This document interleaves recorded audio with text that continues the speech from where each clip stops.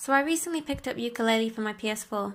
I was super hyped for this game and was hopeful that it would be as good as some of the other collectathon platformers that I grew up with. To be honest, I wasn't the biggest Banjo-Kazooie fan, but I really loved Spyro, Crash Bandicoot, and the 3D Mario games. When this game came out, the reception was controversial. Some people said it was incredible, addictive, and downright fun. Others felt disappointed and didn't believe that the game was what they expected. I've recently finished it. I didn't 100% it for reasons that I will get to later, but I managed to pick up 108 pages, and now I'm going to tell you, people of the world, my thoughts on Yooka-Laylee.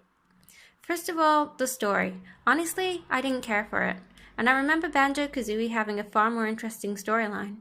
But it did have a lot of heart and imagination. The characters were well designed, and it was a simple setup.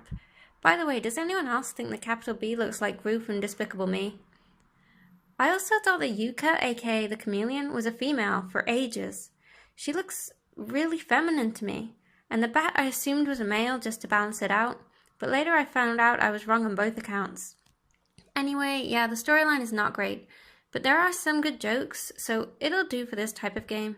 The music is good, but it's nothing spectacular like, say, the soundtrack of Donkey Kong, Spyro, or Sonic, but it works well and is pretty nice to listen to. The controls, on the other hand, I never had a problem with. Whether walking, rolling, jumping, attacking, or flying, they were really responsive and tight. There's a ton of moves in this game, and a lot of them are super fun to use. Like how Yooka can swallow things and absorb their powers, become invisible to avoid detectors, and latch onto things with his tongue. However, there were so many moves that it's a little hard to remember all of them, especially if you unlock a bunch in one go like I did. And some of them feel like they could have done the same job. Like a bunch of the moves are used for destruction. The Buddy Slam, the Sonar Explosion, Lizard Latching, Bomb Flowers, and on occasion the Reptile Rush are all used to break things. I feel like they could have narrowed it down to just one or two different destruction moves, but the other moves are unique and a lot of fun to play around with. Now I want to talk about the game's biggest flaw in my opinion, and what stopped me from going for 100% like I normally do in collectathons. Oddly enough, what put me off the game is actually what got me interested in it to begin with, the stages. They are beautiful to look at, but they are huge. Huge and barren with no pathways, not much to count as landmarks, and hardly any way to tell one area from another. As a result, you will spend an insanely long time in each stage, and usually leave due to being bored of looking at the same thing for so long, only to find out the world can be expanded even further, which should feel like a reward, but to be honest, it really didn't. The first stage, for example, is tribal themed, in a wild jungle-like area with a bunch of monuments which all pretty much look the same. The second stage is snow and ice themed, and seems impressive, but when you explore, all you find is more snow, more ice, more rocks. The marsh level is by far the worst. Now I love the color green, but literally everything in it is green, and everything looks the same. I feel like they could have thought outside the box a little more, and maybe added some exciting things that we wouldn't be expecting. When I think back to Spyro, it just reminds me that there's so much potential for an overgrown marsh stage. With all the plants they could have used, they could have had some areas more overgrown, others more industrial, some well-lit areas, some coves, pathways through the trees. In the first stage, they could have had a wild, overgrown, jungly area, and then maybe more of a beach at the other end, a tribal village to explore, some waterfalls, a volcano. And as for the snow stage, why not include some fun snow sports? Since we don't really have a whole lot to do in the stage that involves snow and ice, things like snowboarding, skiing, ice skating. Hey, why not have a snowball fight since we have all that unfilled extra space? It just feels pretty boring to make your way across a vast, beautiful nothingness to get to the next task, which usually isn't that fun at all to accomplish.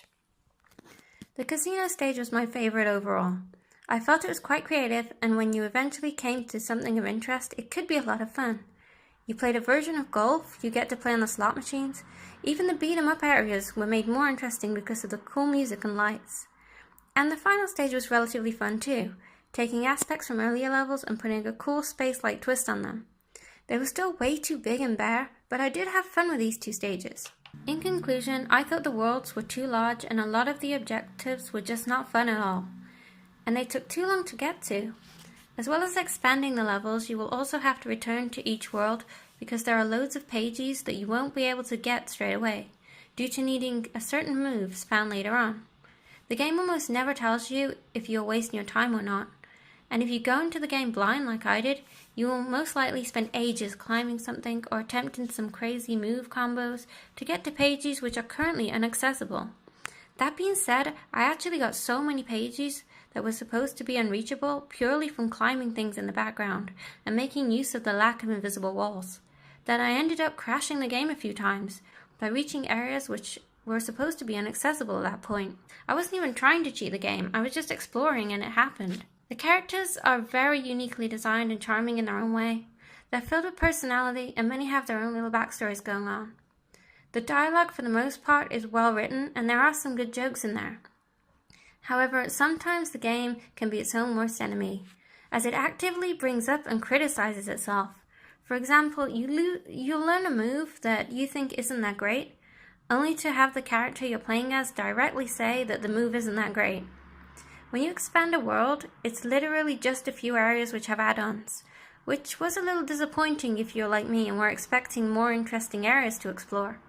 The in-game bat will then comment on how she was expecting the same as you, and is disappointed with the outcome.